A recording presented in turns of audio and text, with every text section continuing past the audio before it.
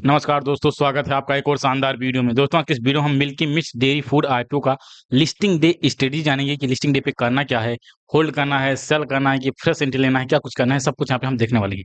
सबसे पहले और यहाँ देख लेते हैं कि आईपीओ का साइज क्या है और लिस्टिंग डेट क्या है। तो लिस्टिंग डेट भैया 18 अगस्त रहने वाली है। आईपीओ के साइज की बात करें तो 1553 करोड़ का आईपीओ है। ठीक है, ठीक ठाक साइज का आईपीओ है, जो कि चलो ठीक है, बढ़िया है।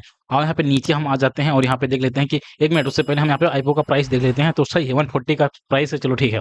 अब यहाँ पे हम सेक्टर देख लेते हैं। तो कंपनी देखो, मिल्की मिस्ट डेयरी फूड जो कंपनी है भैया, ये क्या करती है कि ये डेयरी सेक्टर में वर्क करती है। जो डेयरी के प्रोडक्ट हो गए, जैसे पनीर हो गया, ठीक है, यानी जो बहुत सारे डेयरी के जो प्रोडक्ट हो गए, जैसे चीज हो गया, बटर हो गया, कर्ड हो गया, घी हो गया, इन सब का जो है इसका सेक्टर है। ये सब जो है कंपनी बनाती है।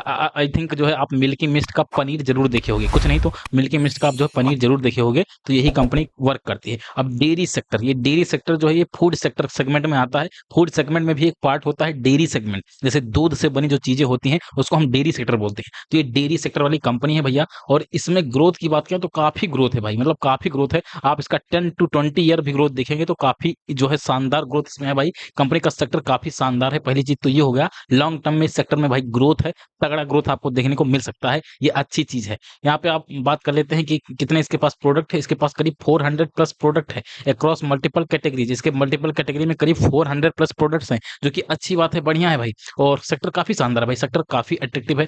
फाइनेंशियल डिटेल की बात करें तो फाइनेंशियल डिटेल आप यहाँ पे देखो, यहाँ पे देखिए रेवेन्यू कैसे क्या कुछ हुआ है। तो रेवेन्यू आप देखोगे 2024 में 1826 करोड़ के अराउंड था। कितना था? 1826 करोड़ था। 2025 में बढ़ा है, 2354 करोड़ हुआ, जो कि अच्छी बात है। फिर 25 से 26 फिर से बढ़ा है। कितना बढ़ा है? 33% के अराउंड से बढ़ा है, जो कि काफी शानदार है। पहली चीज तो ये हो गया कि रेवेन्यू काफी शानदार ग्रोथ कर रहा है। इबिड्डा आप देखेंगे तो इबिड्डा भी काफी शानदार यहाँ पे बढ़ रहा है। आप इबिड्डा देखिए, 2024 में 222 करोड़ का इबिड्डा था, 2025 में 310 करोड़ का हुआ, मतलब बढ़ा है, जंप हुआ है। वहीं 25 से 26 में आप देखोगे फिर से बढ़ा है, करीब 40% के अराउंड से इबिड्डा बढ़ा है, जो कि काफी शानदार है। वहीं हम बात कर लेते हैं पेट की। तो पेट याद देखो भैया, काफी शानदार पेट में ग्रोथ देखने को मिला है।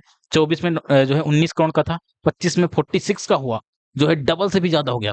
वहीं 25 से 26 में 46 से 127 करोड़ होगा, ये 175% के अराउंड से बढ़ा है। काफी शानदार ग्रोथ देखने को मिल रहा है प्रॉफिट में।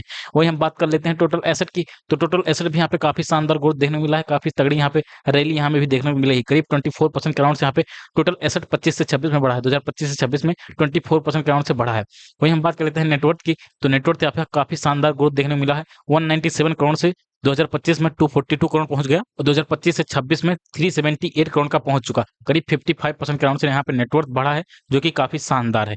टोटल बोरो की बात करें तो यहाँ पे बोरो भी बढ़ा है भाई। यहाँ पे बोरो बढ़ा है दोस्त, बोरो बढ़ा है। बोरो करीब जो है 21.47% के राउंड से बढ़ा है। हमको बोरो बस इतना ही देखना है कि 25 से 26 में बोरो कितना बढ़ा है। तो 25 से 26 में 21% के राउंड से बढ़ा है। अभी डेट टू इक्विटी देखेंगे, 1 से कम होगा तो बेहतर है। 1 से कम होगा डेट टू इक्विटी तो कोई दिक्कत नहीं है, सही है। ईपीएस भी यहाँ पे बढ़ा है, 175% के राउंड से बढ़ा है, जो कि काफी शानदार है। आरओई की बात करें, वो भी शानदार ग्रोथ दिया है।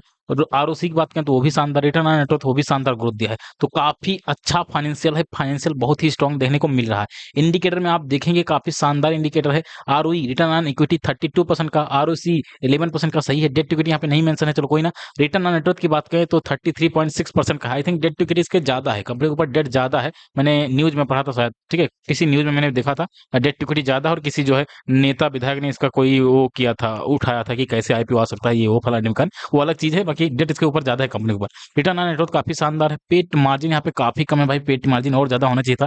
एबिटा मार्जिन चलो ठीक है, बाकी दो चार चीजें कम है भैया, जो कि एक निगेटिव पॉइंट है। आइए पेयर कंपेरिजन करते हैं। तो पेयर कंपेरिजन में आप देखोगे तो पेयर में आप सबसे पहले देखो कौन सा सस्ता मिल रहा है। सबसे सस्ता कौन देखने मिल रहा है? सबसे सस्ता मुझे लगता है पराग मिल्क फूड देखने मिल रहा है, सबसे सस्ता यही है। रिटर्न ऑन नेटवर्थ के मामले में सबसे ज्यादा कौन सा है? रिटर्न ऑन नेटवर्थ के मामले में सबसे ज्यादा यहाँ पे आप नेस्ले इंडिया देखने मिल रहा है। नेट एसेट वैल्यू के मामले में बात करें तो नेट एसेट वैल्यू के मामले में 220 277 डॉल्टा डेयरी का नाम देखने को मिल रहा है। ठीक है, नंबर वन की बात करें तो नंबर वन पे नेस्ले का नाम देखने को मिलेगा ब्रांड वैल्यू के साथ में, साथ ही साथ रिटर्न ऑन नेटवर्थ काफी शानदार है, इसलिए नंबर वन पे ये रहेगा। ऊपर से फेयर प्राइस, लगभग फेयर प्राइस पे तो नहीं है, हायर प्राइस पे है, लेकिन चलो ठीक है। और दूसरे नंबर पे आपको क्या देखने मिल जाएगा? दूसरे नंबर पे ब्रिटानिया इंडस्ट्रीज देखने मिलेगा। रीजन क्या है? ईपीएस काफी शानदार है इसका, 105 का, और नेट एसेट वैल्यू काफी शानदार है। रिटर्न ऑन नेटवर्थ भी शानदार है, इसलिए दूसरे पे रहेगा। थर्ड पे अपना मिल्की मिस्ट रहेगा। Return on net worth third number पे इसका देखने को मिल रहा है, आई थिंक थर्ड नंबर के अराउंड देखने को मिल रहा है, जो कि सही है। और पी वगैरह थोड़ा सा ज्यादा है, पी कम होना चाहिए था।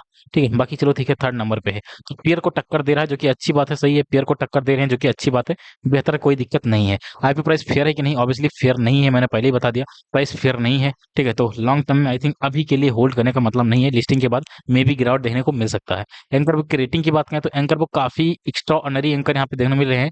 9.6 की रेटिंग देखने को मिल रहा है, जो कि काफी शानदार है भाई। 9.6 की रेटिंग कम नहीं होती, काफी शानदार है। फंडामेंटल स्ट्रॉन्ग है कि एवरेज है? तो फंडामेंटल स्ट्रॉन्ग मान सकते हो, लगभग स्ट्रॉन्ग है भाई। थोड़ा बहुत प्रॉब्लम देखने को मिला, बाकी लगभग स्ट्रॉन्ग है भाई।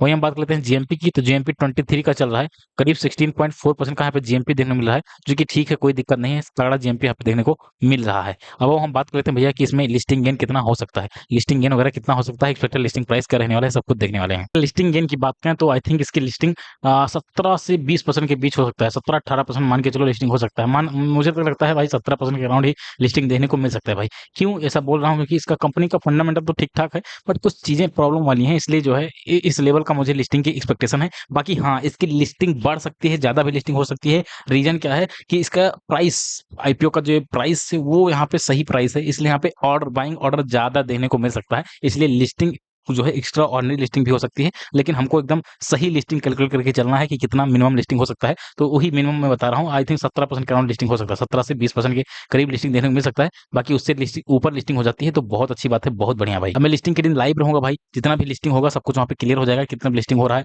कैसे क्या कुछ होगा, आगे क्या करना है, सब कुछ वहाँ पे बता दूंगा। बाकी अभी के लिए इतना ही समझो कि 17-18% का लिस्टिंग हो सकता है। लिस्टिंग प्राइस की बात करें तो लिस्टिंग प्राइस यहाँ पे 165 का रहने वाला है। 165 से आई थिंक 175 के बीच ऐसे कुछ लिस्टिंग देखने को मिल सकता है। 165 से 175 के बीच लिस्टिंग देखने को मिल सकता है भाई। ठीक है, और मुझे लगता है कि 168 या 169 ऐसे कुछ लिस्टिंग देखने को मिल पाएगा। बाकी जो भी होगा हम लोग वहाँ पे लिस्टिंग डे पे देख लेंगे। अब यहाँ पे बात करते हैं, होल्ड करना है, सेल करना है, क्या क्या कुछ करना है। देखो भाई, कंपनी फंडामेंटली तो ठीक ठाक है, बट इसके ऊपर डेट वगैरह ज्यादा है, पहली चीज तो ये है। और दूसरी चीज की बात करें, दूसरा चीज ये है कि इसका जो है पियर्स में टॉप 1 या 2 में नहीं आ रही, वो सब एक निगेटिव पॉइंट है।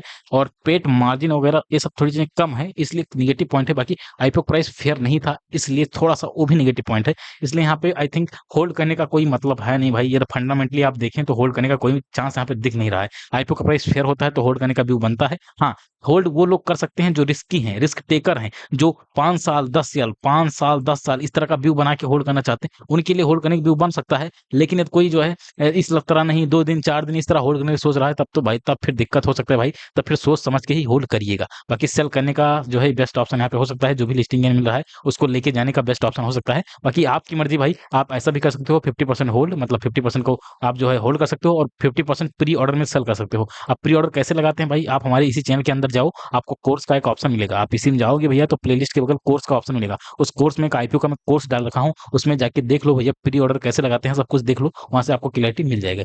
आई होप आप समझ गए होगे आखिर क्या करना है। बाकी फ्रेश एंट्री की बात करें तो no fresh entry from my side. Fresh entry के लिए आपको कम से कम जो है 1 आध महीने ट्रेडिंग का वेट करना चाहिए। 1 आध महीने में जो यहाँ पे बहुत सारे स्ट्रक्चर बन जाएंगे, यहाँ पे बहुत सारे स्ट्रक्चर बन जाएंगे, बहुत सारे स्ट्रक्चर बन जाएंगे, तब आप यहाँ पे एंट्री के लिए सोच सकते हो। उससे पहले यहाँ पे एंट्री करने का कोई मतलब नहीं बनता है। बाकी आपकी मर्जी, जो भी करना होगा सोच समझ के करिएगा, अपने फाइनेंशियल एडवाइजर से एडवाइस लेके करिएगा। मिलते हैं अगले वीडियो में, तो उसके लिए जय हिंद, वंदे मातरम।